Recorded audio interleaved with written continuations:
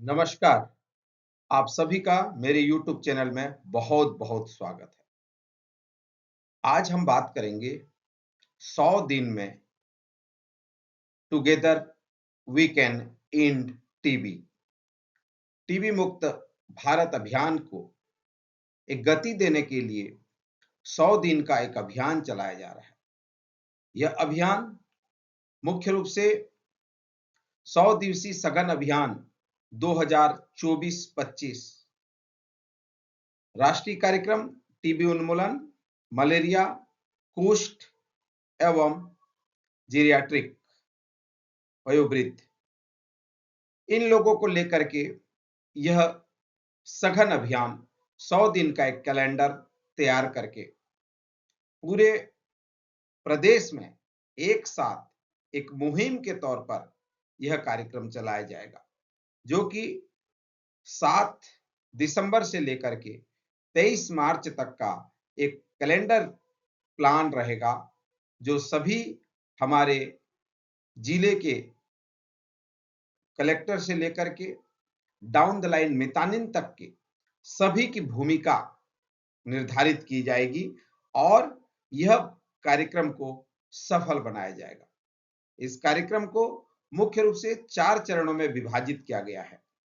पहला चरण जो 7 दिसंबर से 22 दिसंबर तक का होगा। दूसरा चरण 23 दिसंबर से 28 फरवरी तक का। तीसरा चरण 1 मार्च से 15 मार्च तक एवं चौथा चरण 16 मार्च से 23 मार्च तक का होगा। इस 100 दिन के कैलेंडर में हमें क्या-क्या करना है, किस तरह से इन कार्यक्रमों को सफल करना है, हर जिले का क्या कार्य योजना होगा, उन तमाम चीजों की बात हम यहाँ पे करेंगे। तो आप इस 100 दिवसीय सघन अभियान को अंत तक देखिए, चाहे वो सीएमएचओ हो, नोडल ऑफिसर हो, डीपीएम हो, बीएमओ हो, बीपीएम हो, सुपरवाइजर हो, सभी की अलग-अलग भूमिका निर्धारित की गई है। वे अपने भूमिका को बखूबी निभाएं, जिससे कि यह 100 दिवसीय सघन अभियान निश्चित रूप से सफलता की ऊंचाई को छू पाए। तो आइए एक-एक बिंदुवार इसे समझने का प्रयास करें और जानने की कोशिश करते हैं कि किस तरह से इस 100 दिवसीय सघन अभियान को हम सफल बनाएंगे। अभियान हेतु जो एरिया डिफाइन किया गया है, इसमें मुख्य रूप से टीबी, कुष्ठ, वयोवृद्ध कार्यक्रम जो राज्य के, जैसे छत्तीसगढ़ राज्य की हम बात कर रहे हैं, तो यहाँ 33 जिले, सभी शहरी और ग्रामीण क्षेत्र सभी सम्मिलित होंगे। मलेरिया कार्यक्रम में मुख्य रूप से जिला दंतेवाड़ा, बीजापुर, सुकमा, नारायणपुर, बस्तर इन जिलों के 2 विकास खंड जैसे बस्तानार, बड़े कीलेपाल एवं दरभा, बस्तर के अन्य 5 विकास खंड कोंडागांव एवं कांकेर जिला में मलेरिया हेतु अति संवेदनशील पहुंचबीन। वर्ष 2023 एवं 2024 में मलेरिया से जहां-जहां मृत्यु हुई है और जहां का जो जांच सकारात्मक दर है वो 0.5% से अधिक है। ऐसे एरिया को चयन करके मलेरिया कार्यक्रम चलाया जाएगा और टीबी, कुष्ठ और वयोवृद्ध कार्यक्रम राज्य के सभी 33 जिलों में इसको इम्प्लीमेंटेशन किया जाएगा। ये 100 दिन का जो कैलेंडर होगा, ये इन्हीं प्रोग्राम को लेकर के चलाया जा रहा है। इन 100 दिन के चरणों में अगर देखेंगे तो अलग-अलग चरण में क्या-क्या कार्य किए जाएंगे, किनकी क्या दायित्व होगा, इसको हम थोड़ा समझने की कोशिश करते हैं। प्रथम चरण में 7 से 22 दिसंबर तक का होगा। ये डेट को आपको नोट करना होगा, क्योंकि 7 से 22 दिसंबर आपको इसमें मुख्य रूप से प्रचार प्रसार, जो हमारे जन भागीदारी है, जितने भी हमारे पीआरआई मेंबर से लेकर के एमएलए एमपी तक सभी जनप्रतिनिधियों का, समुदायों का, सबों का इन्वॉल्वमेंट, घर घर सर्वे, सूची बनाना, चाहे वो उच्च जोखिम एवं टीबी, कुष्ठ, शंकास्पद, वयोवृद्ध, शंकास्पद का सैंपल संग्रहण, टीबी का, मलेरिया जांच एवं उपचार, ये सभी गतिविधियां इन्हीं एक्टिविटी के साथ आपको 7 से लेकर के 22 दिसंबर तक करना है। इसके लिए जिम्मेदारी दी गई है मेतानिन को, मेतानिन ट्रेनर्स को, आरएचओ, सीएचओ, टीबी मितान, कुष्ठ मित्र, एनजीओ वॉलंटियर्स, मेतानिन समन्वयक और सुपरवाइजर।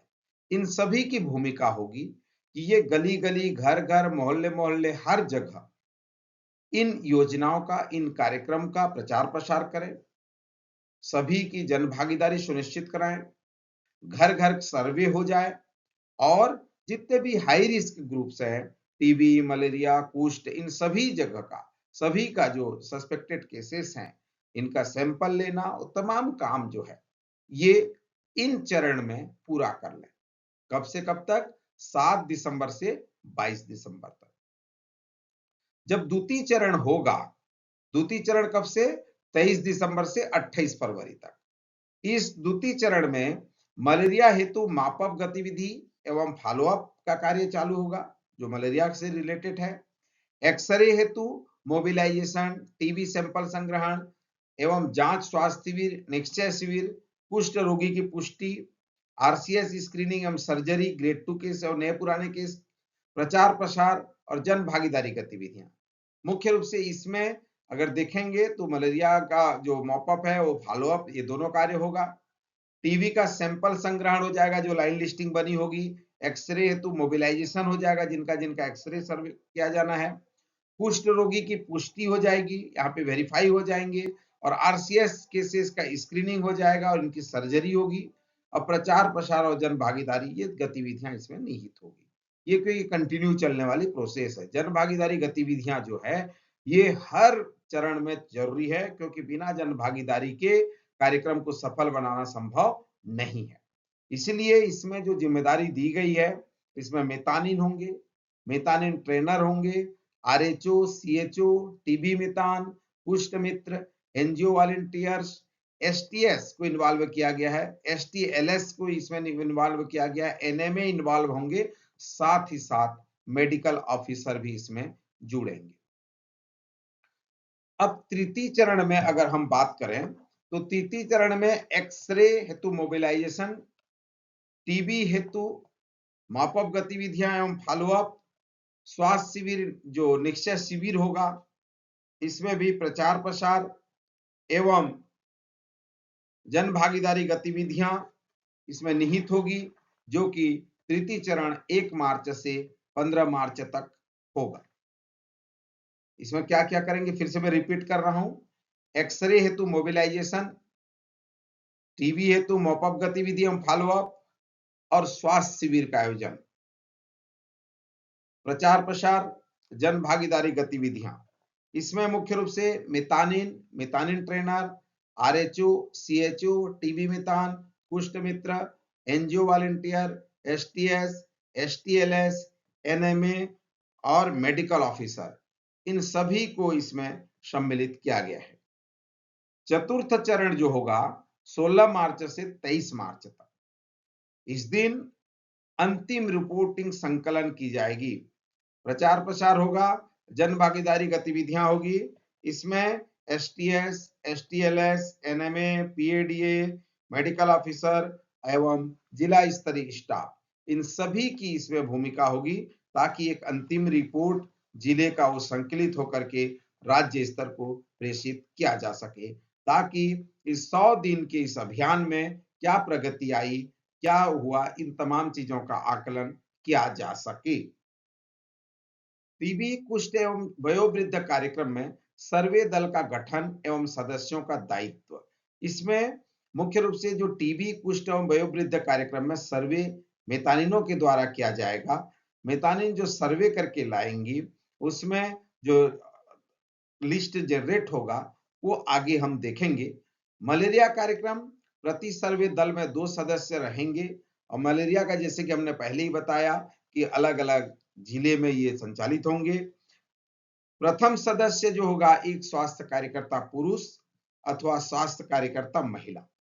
2 सदस्यों में प्रथम सदस्य जो होगा एक महिला स्वास्थ्य कार्यकर्ता पुरुष, एक स्वास्थ्य कार्यकर्ता पुरुष अथवा स्वास्थ्य कार्यकर्ता महिला में से, अथवा स्वास्थ्य पर्यवेक्षक महिला या पुरुष, अथवा स्वास्थ्य साथी अथवा मितानिन प्रशिक्षक अथवा सीएचओ। इसमें से कोई एक उस सदस्य में प्रथम सदस्य होंगे। द्वितीय सदस्य के रूप में अगर हम देखेंगे तो संबंधित ग्राम पारा की मितानिन होगी। संबंधित ग्राम पारा में मितानिन नहीं होने की इस दशा में अन्य ग्राम पारा की मितानिन द्वारा कार्य किया जाएगा। इनके अतिरिक्त टीबी मितान एवं एनजीओ का भी सहयोग इसमें लिया जा सकता है। इस प्रकार से प्रति सर्वे दल में 2 सदस्य इसमें होंगे। एक तो स्वास्थ्य कर्मी होगा और दूसरा जो है जो मितानिन है या फिर पारे मोहल्ले में जो टीबी मितान है वो इनके सदस्य होंगे। टीबी कुष्ठ एवं वयोवृद्ध कार्यक्रम हेतु दल का दायित्व क्या होगा? जो टीबी और कुष्ठ और वयोवृद्ध कार्यक्रम चला रहे उसके लिए जो दल है उनके रिस्पॉन्सिबिलिटी क्या होंगे? पहला तो ये कि भी टीबी के लक्षण के आधार पर प्रत्येक हितग्राही की स्क्रीनिंग कर केवल संदेहास्पद व्यक्ति की जानकारी प्रपत्र में भरेगी। सभी का लाइन लिस्टिंग नहीं चाहिए, केवल सस्पेक्टेड व्यक्ति की लाइन लिस्टिंग चाहिए।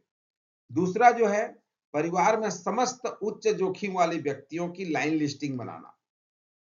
ठीक है, जो पर अगर कोई केसेस है वहां पे जो लाइन लिस्ट है तो उसमें जो परिवार के हाई रिस्क ग्रुप है उनका लाइन लिस्टिंग बनाना है। यदि किसी घर में टीबी के मरीज को दवा ले रहा है, ठीक है, तो उसके परिवार के सदस्यों की जानकारी भरना है क्योंकि वो सस्पेक्टेड केसेस में आए। वो भी तो हो सकता है ना, वो उनके साथ में रह रहे हैं तो उनकी भी सदस्यों की जानकारी प्रपत्र में भरना है। कुष्ठ के लक्षण पाए जाने पर, देखिए हमने अभी 3 बातें जो कही वो पहले टीबी के था। उसी प्रकार कुष्ठ के लक्षण पाए जाने पर केवल संदेहास्पद व्यक्ति की जानकारी प्रपत्र में भरेगी एवं प्राथमिक स्वास्थ्य केंद्र में पुष्टि हेतु रेफरल स्लिप दिया जाएगा। 2 कार्य हो रहा है यहाँ पे। पहले तो सस्पेक्टेड केस का प्रपत्र में लिस्टिंग होगा और प्राथमिक स्वास्थ्य केंद्र में उसकी पुष्टि के लिए कि भाई आप मेडिकल ऑफिसर से चेक कराएं, जाकर के रेफरल स्लिप इसको भर के देना है। 60 या 60 से अधिक आयु वर्ग के समस्त व्यक्तियों की सूची बनाना है। मतलब एल्डरली जितने भी 60 या 60 टू एबव एज के जितने भी व्यक्ति है इनका सूची बनाना है। उन वयोवृद्ध व्यक्तियों में कोई गैर संचारी रोग जैसे चलने फिरने की क्षमता, सहायक उपकरणों की जानकारी को सूचीबद्ध करना है। गैर संचारी रोग में चाहे वो एनसीडी के जो आते हैं ना, आपका बीपी, शुगर, वो तमाम चीजों को आपको इसमें लिस्टिंग करनी है। उक्त ग्राम में सर्वे पूर्ण के पश्चात मितानिन द्वारा अच्छी गुणवत्ता वाले स्पॉट बलगम सैंपल को जांच हेतु बलगम कप में संग्रह करना एवं उस स्वास्थ्य केंद्र में जमा करना। यहाँ पे मितानिन की भूमिका भी दी गई है कि स्पॉट बलगम सैंपल को उप स्वास्थ्य केंद्र में जमा करें। उच्च जोखिम वाले समूह, हाई रिस्क ग्रुप, टीबी मरीज के परिवारों के सदस्यों को एक्सरे जांच हेतु रेफरल स्लिप स्वास्थ्य केंद्र में रेफर की जाएगी। रेफरल स्लिप दे करके सामुदायिक स्वास्थ्य केंद्र में उनको रेफर करना है। तो ये टीबी कुष्ठ एवं वयोवृद्ध कार्यक्रम में जो दल होंगे उनकी रिस्पॉन्सिबिलिटी होंगी, उन सभी मिल करके इस कार्य को सफलतापूर्वक करें, अपने जिम्मेदारी को समझें और आसानी से इसको पूरा करने का प्रयास करें। तो हम समझते हैं कि स्क्रीनिंग जो होगा, जो नीचे से जो स्क्रीनिंग का कार्य दिया गया है वो बेहतर तरीके से होगा और केस फाइंडिंग होगी और आगे इसका उपचार हो सकता है। मलेरिया कार्यक्रम हेतु दल का दायित्व होगा, पूरा ये मलेरिया के लिए होगा। देखिए आपने ऊपर में 3 चीजों के लिए बात किया जिसमें आपका टीबी, लेप्रोसी और वयोवृद्ध। मलेरिया दल जो गठन होंगे जो कि चिन्हांकित जिले हैं उनमें रक्त जांच के साथ साथ रजिस्टर प्रपत्र में जानकारी संग्रहण होगा। आरडी टेस्ट में संबंधित का नाम लिखना होगा। मलेरिया धनात्मक पाए गए रोगियों को दवा की प्रथम खुराक का सेवन कराना। नेल मार्किंग जो बाएं पैर के अंगूठे में, मलेरिया धनात्मक प्रकरण को उपचार कार्ड दिया जाना एवं स्वास्थ्य शिक्षा दिया जाना। मलेरिया धनात्मक रोगियों को दवा सेवन पूर्व स्थानीय खाद्य पिलाया जाना। मलेरिया धनात्मक पाए गए रोगियों को शेष दवा की खुराक खिलाना सुनिश्चित करना। पूर्ण उपचार पश्चात मरीजों से दवाई का खाली पत्ता रेपर संग्रहित करना। सर्वे किए गए घरों में स्टेंसिल या स्टिकर चस्पा करना। LLIN मच्छरदानी की मॉनिटरिंग तथा रखरखाव एवं साफ सफाई के बारे में जानकारी देना और धनात्मक पाए गए रोगियों का उपचार फॉलोअप स्लाइड बनाकर जांच हेतु प्रयोगशाला में भेजा जाना। तो ये रक्त जांच के रजिस्टर से लेकर के जांच में पाए गए दवाई से लेकर के सभी चीजों का ये जो दल है, इनको साथ ही साथ एलएलआईएन, मच्छरदानी और धनात्मक पाए गए रोगियों का उपचार पश्चात फॉलोअप स्लाइड बना करके जांच हेतु प्रयोगशाला में भेजना, ये सभी कार्य जो है ये दल का कार्य होगा। मलेरिया कार्यक्रम में मितानिनों को भी जिम्मेदारी दी गई है, जिसमें मुख्य रूप से मितानिनों द्वारा प्रतिदिन प्रपत्र में भरी गई जानकारी मितानिन प्रशिक्षक को देंगे। मितानिन प्रशिक्षक द्वारा निर्धारित प्रपत्र अनुसार अपने क्षेत्र के मितानिन से जानकारी प्राप्त कर जूनियर सेक्रेटरियल असिस्टेंट को भेजेंगे, ताकि वो जानकारी को कंपाइल कर सके और निर्धारित रूप से जानकारी एक्सेल शीट में जो भी शासन को भेजी जा सके। ये तो टीम का कार्य था। अब आगे जो सुपरवाइजर होंगे उनके क्या दायित्व होंगे उनको हम देखेंगे। टीबी और कुष्ठ उन्मूलन कार्यक्रम के लिए जो सुपरवाइजरों का दायित्व होगा, प्रति 12 मितानिन के ऊपर एक सुपरवाइजर रहेंगे। ये ध्यान देने योग्य बात है कि जब हम टीम बनाएं, जो इसका सुपरवाइजर का टीम गठन करें, तो प्रति 12 मितानिन के ऊपर एक सुपरवाइजर रहेंगे, जिसमें स्वास्थ्य पर्यवेक्षक महिला या पुरुष अथवा स्वास्थ्य कार्यकर्ता पुरुष अथवा स्वास्थ्य कार्यकर्ता महिला अथवा मितानिन प्रशिक्षकों से कोई एक होंगे। मतलब 12 मितानिनों के ऊपर आपको एक सुपरवाइजर नियुक्त करना होगा। सुपरवाइजर के द्वारा सर्वे प्रपत्र के अनुसार शंकास्पद व्यक्तियों का बीमारी के आधार पर दी जाने वाली सेवाओं का पर्यवेक्षण एवं रेफरल करेंगे। टीबी शंकास्पद मरीज मितानिन के द्वारा सर्वे किए गए कुल घरों में से कम 10 घरों का सर्वे सुपरवाइजर द्वारा क्रॉस चेक किया जाना अनिवार्य है। 10 घर को सुपरवाइजर वेरीफाई करेंगे, जिसमें शंकास्पद व्यक्तियों का घर भी शामिल हो। टीबी के लक्षण पाए जाने पर मितानिन के द्वारा संग्रहित किया गया बलगम सैंपल को उप स्वास्थ्य केंद्र में पुष्टि करेंगे। साथ ही साथ उच्च जोखिम वाले समूह एवं टीबी मरीज के परिवार सदस्यों को एक्सरे जांच हेतु रेफरल स्लिप दिया गया है अथवा नहीं, इसकी भी पुष्टि करेंगे। जो हाई रिस्क केसेस हैं, हाई रिस्क ग्रुप है और टीबी मरीज के परिवार को जो एक्सरे का रेफरल, एक्सरे जांच से स्तर पर उनके लिए रेफरल स्लिप जो दिया जाना था उसकी भी पुष्टि करेंगे। सुपरवाइजर के दायित्व में जो कुष्ठ शंकास्पद मरीजों की बात अगर हम करें, तो मितानिन के द्वारा रिपोर्टिंग की गई कुष्ठ शंकास्पद व्यक्ति की जांच पश्चात निदान एवं उपचार हेतु रेफरल स्लिप दिया गया है अथवा नहीं, इसकी भी पुष्टि करना है। वयोवृद्ध कार्यक्रम में मितानिन के द्वारा रिपोर्टिंग की गई वयोवृद्ध व्यक्तियों का सत्यापन किया जाएगा कि उक्त व्यक्ति को गैर संचारी रोग, चलने फिरने की क्षमता, सहायक उपकरणों की जानकारी, इसकी भी पुष्टि सुपरवाइजरों के दायित्व होगा। ये वेरीफाई करेंगे कि वास्तव में ये वयोवृद्ध व्यक्तियों का सत्यापन हुआ है या नहीं। साथ ही साथ जिन जिलों मलेरिया कार्यक्रम में सुपरवाइजर का भूमिका होगा कि धनात्मक पाए गए रोगी का मलेरिया का प्रकार, जो पीबी है, पीएफ है, मिक्स केसेस हैं, के अनुसार खुराक दिया गया है कि नहीं, इसका चेक करेंगे, क्रॉस वेरीफाई करेंगे और गंभीर लक्षण पाए गए रोगियों को रेफरल करने हेतु पुष्टि भी करेंगे। मितानिन प्रशिक्षक का दायित्व होगा कि निर्धारित प्रपत्र में जानकारी मितानिन एवं सर्वे दल से प्राप्त कर जूनियर सेक्रेटरियल असिस्टेंट को भेजेंगे।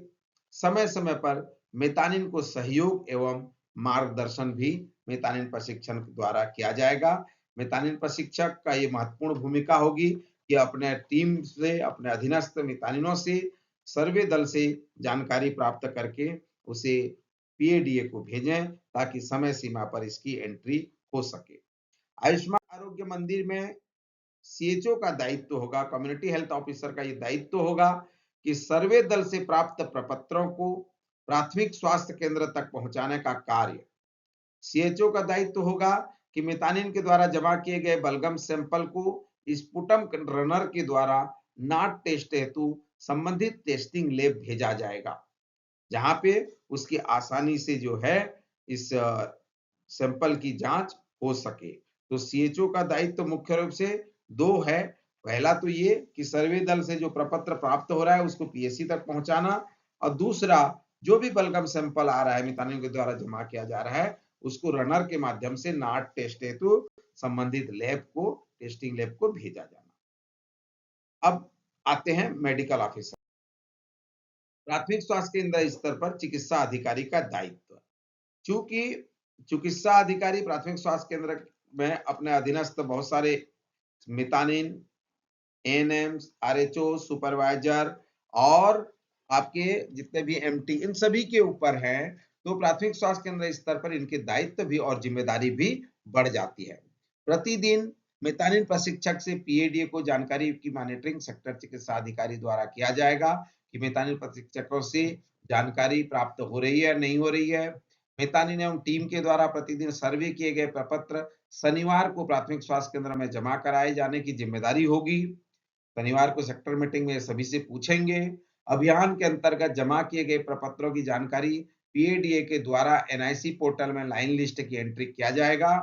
अभियान के दौरान नाट टेस्टिंग अथवा एक्सरे के पश्चात नाट टेस्टिंग में टीबी पुष्टि होने पर दिशा निर्देश के अनुसार उपचार प्रारंभ किया जाएगा।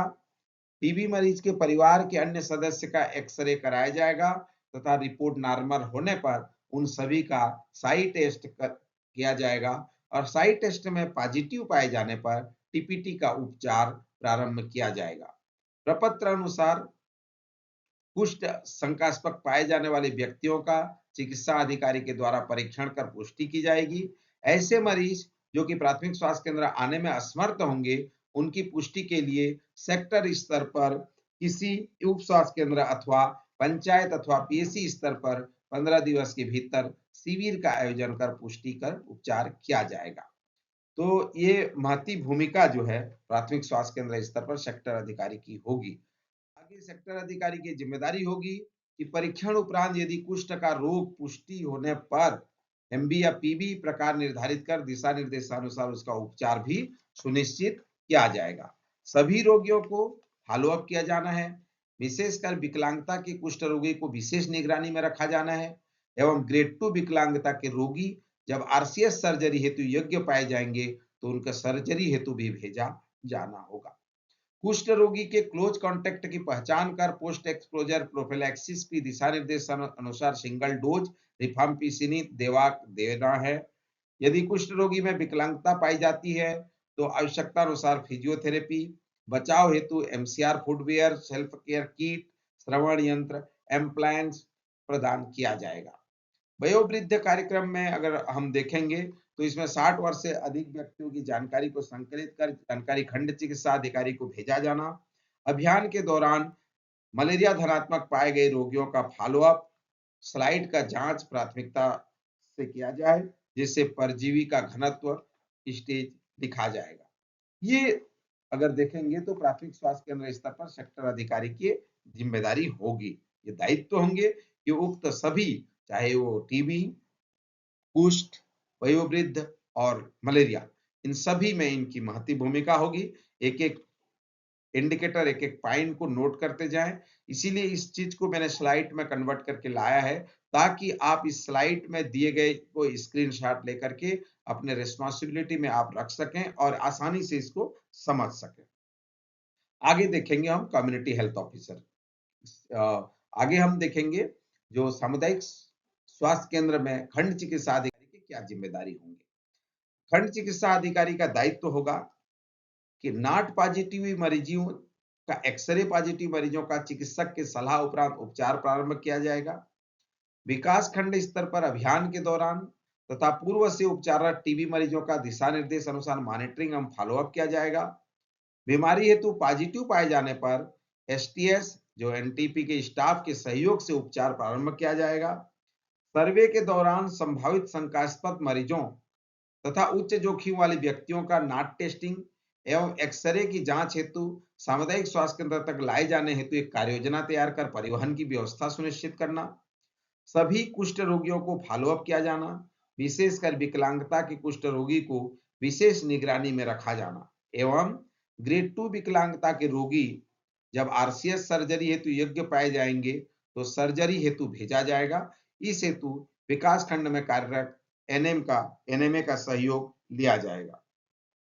वयोवृद्ध कार्यक्रम अंतर्गत चिन्हांकित 60 वर्ष से अधिक व्यक्तियों की जानकारी संकलित कर जानकारी जिला नोडल अधिकारी वयोवृद्ध कार्यक्रम को भेजा जाएगा।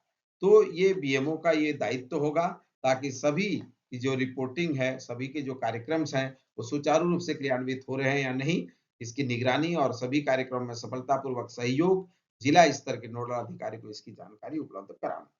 विकासखंड कार्यक्रम प्रबंधक का दायित्व होगा कि टीबी के जांच हेतु नाट टेस्टिंग हेतु आवश्यक सामग्रियों का आकलन करना, एक्सरे मशीन की क्रियाशीलता तथा एक्सरे फिल्म की उपलब्धता का आकलन करना, विकासखंड स्तर से मरीजों के परिवहन हेतु वाहन एवं पीओएल की व्यवस्था, अभियान के दौरान पाए गए कुष्ठ रोगियों एवं वयोवृद्ध व्यक्ति हेतु आवश्यक कार्य योजना, पीएससी स्तर पर एकत्रित प्रपत्रों की डाटा एंट्री करवाना, मलेरिया हेतु आवश्यक दवा एवं सामग्री की उपलब्धता। मुख्य रूप से अगर बीपीएम का कार्यक्रम को देखेंगे तो सभी जितने भी आवश्यकताओं का आकलन हो और कार्य योजना तैयार करके जितने भी प्रपत्र एकत्र हो रहे हों, उन सभी का सफलतापूर्वक एंट्री सुनिश्चित करना बीपीएम का कार्य होगा।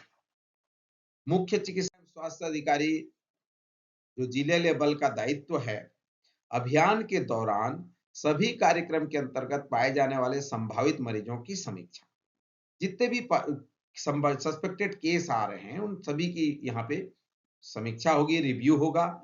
जिले के सभी स्वास्थ्य संस्थाओं में गतिविधि का क्रियान्वयन की समीक्षा, ये एक्शन प्लान से, रूट प्लान से लेकर के, परिवहन से लेकर के, जितने भी सभी आवश्यकताओं को ध्यान में रखते हुए सभी गतिविधियों का क्रियान्वयन सुचारू रूप से हो रहा है या नहीं, इसकी यहाँ पे निगरानी और मॉनिटरिंग एवं रिव्यू।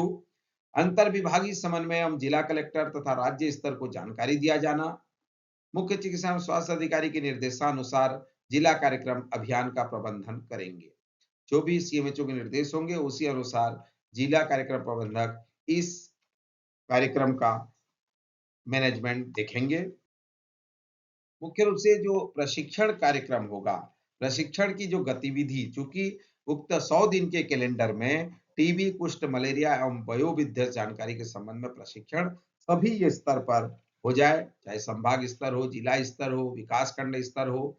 संभाग स्तर में अगर देखें तो राज्य स्तर से अधिकारियों द्वारा गतिविधियों की क्रियान्वयन हेतु प्रशिक्षण दिया जाए, जिसमें सभी जिलों के मुख्य चिकित्सा एवं स्वास्थ्य अधिकारी, जिला मलेरिया अधिकारी, जिला क्षय अधिकारी, जिला कुष्ठ अधिकारी, जिला नोडल अधिकारी, जिला कार्यक्रम प्रबंधक, बीबीडी सलाहकार, जिला कुष्ठ सलाहकार, जिला प्रशिक्षण, DPC, पीपीएमसी, DRTB and HIV supervisor, ये सभी संभाग स्तर के कार्यक्रम में आयोजित होंगे। जिला स्तर पर BMO, RMA, medical officer, AYUSH, BTO, BPM, MTS, STS and STLS, sector supervisor, जिला ब्लॉक समन्वयक, मितानिन कार्यक्रम, इन सभी की उपस्थिति जो है, इन सभी को ट्रेन किया जाए। विकासखंड से सेक्टर स्तर पर CHO, RHO, male female, TB मितान, कुष्ठ मित्र, स्वास्थ्य साथी, स्पुटम रनर, मितानिन ट्रेनर, मितानिन, अन्य सर्वे दल के सभी सदस्य इसमें सम्मिलित होंगे। प्रशिक्षण बेहतरीन तरीके से हो और सभी को उनके दायित्वों के बारे में अवगत हो, ताकि उक्त 100 दिवसीय कार्यक्रम में सुचारू रूप से कार्यक्रम तैयार हो सके, सूक्ष्म कार्य योजना बन सके। सूक्ष्म कार्य योजना की तैयारी चयनित ग्राम वार्ड में सर्वे दल का चयन तथा जनसंख्या के आधार पर एक माइक्रो प्लान बने। उक्त रोगों से संबंधित जांच हेतु सामग्री एवं दवा, reporting register, marker pen, nail paint आदि की आवश्यकता का निर्धारण, उपलब्धता सुनिश्चित किया जा सके। अर्धसैनिक बल कैंप में सर्वे हेतु पृथक से कार्य योजना तैयार किया जाए। सूक्ष्म कार्य योजना तैयार करते समय टीकाकरण गतिविधि को ध्यान में रखा जाए, ताकि टीकाकरण का कोई भी कार्यक्रम, कोई भी शेड्यूल जो है इफेक्ट ना हो। अब आगे हम देखेंगे इस माइक्रो प्लान के बाद कि क्या क्या हमको दवा, लॉजिस्टिक, अन्य सामग्री का प्रबंधन करनी है। तो टीवी कार्यक्रम में अगर देखेंगे तो falcon tube, Truenat kit, x-ray film, side TV vials, intradermal syringe, anti TB drugs, ये सामग्री जो लॉजिस्टिक इक्विपमेंट सामग्री है ये चाहिए। कुष्ठ कार्यक्रम के लिए क्या चाहिए? एमडीपी, एमडीटी दवा और गेरू और मार्किंग हेतु सामग्री चाहिए। वयोवृद्ध कार्यक्रम के लिए श्रवण यंत्र एवं अप्लायंस हेतु समाज कल्याण विभाग से समन्वय। मलेरिया कार्यक्रम हेतु आरडी किट, एससीटी, एसपी सभी उम्रवार क्लोरोक्विन, प्रेमाक्विन, क्विनाइन गोली, ये सभी चीजें जो है हमको चाहिए होगा। प्रचार प्रसार, सभी कार्यक्रमों का एक महत्वपूर्ण जो भूमिका होता है वो प्रचार प्रसार होता है। प्रचार प्रसार इसमें मुख्य रूप से मास स्क्रीनिंग, अभियान के 3 दिवस के पूर्व चयनित ग्रामों में माइकिंग अथवा मितानिन द्वारा पूर्व सूचना दी जाए ताकि सर्वे के दौरान उक्त ग्राम एवं पारा के सभी सदस्य अपने घरों में उपस्थित रहें। जिले के प्रमुख अखबार, local TV channel, Akashvani, radio, FM channel, इन सभी के माध्यम से प्रचार प्रसार हो।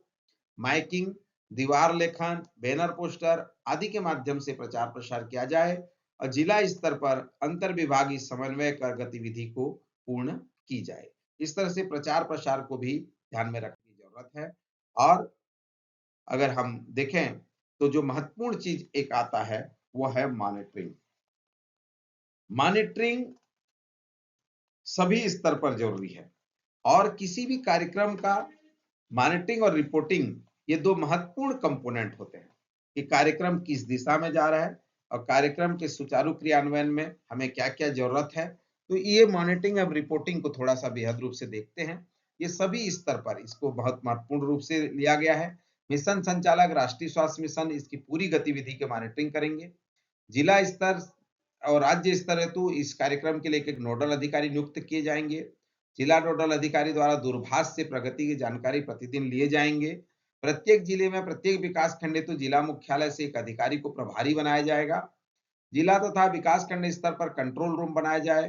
कंट्रोल रूम के नंबर राज्य स्तर तथा सर्वे दल सदस्यों को दिए जाए। सर्वे दलों के द्वारा सर्वे किए गए कार्य की जानकारी रजिस्टर में संधारित किए जाए।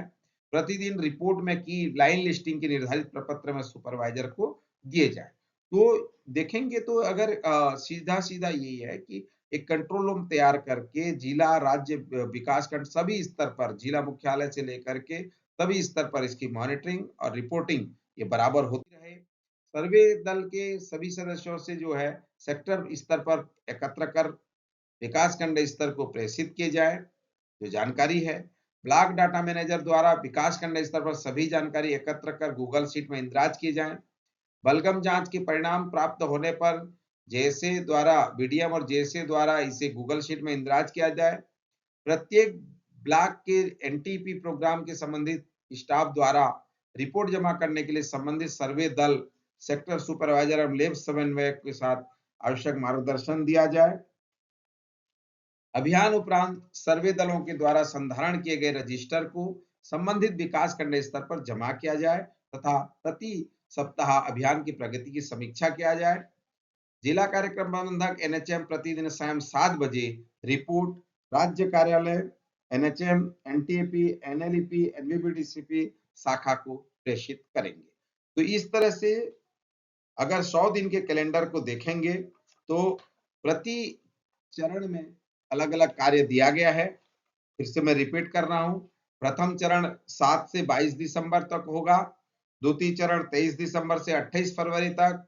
तृतीय चरण 1 मार्च से 15 मार्च तक एवं चतुर्थ चरण 16 मार्च से 23 मार्च तक। इस तरह से ये पूरी जो 100 दिवसीय सघन अभियान है ये सफलतापूर्वक क्रियान्वित किया जाना है। हम सभी जानते हैं कि 100 दिवसीय सघन अभियान में टीबी, कुष्ठ, मलेरिया एवं वयोवृद्ध कार्यक्रम को हम टीबी मुक्त भारत की परिकल्पना को साकार करने में हम महत्वपूर्ण भूमिका निभाएंगे। आप सभी का इस 100 दिवसीय सघन अभियान को सफल बनाने में इस वीडियो के माध्यम से एक एक की जिम्मेदारी, एक एक की एक्टिविटी, सभी चीजों को आप ध्यान से देख पाएंगे, समझ पाएंगे। इसी आशा को लेकर के इस वीडियो को हमने बनाया है। आप सभी से निवेदन करते हैं इस वीडियो को अंत तक देखें, अन्य लोगों तक भेजें और इस प्रकार की जानकारी के लिए इस चैनल को सब्सक्राइब करें। आप सभी का बहुत बहुत धन्यवाद।